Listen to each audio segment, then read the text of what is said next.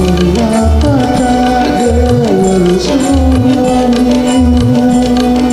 Minggu yang lalu kau ingin cerita, apa kiranya yang terjadi? Kurasa dia belum mengenalku. Hai kau janda,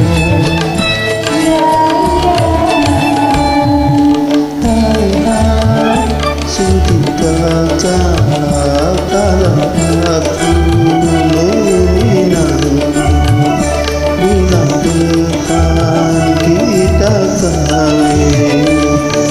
Kalau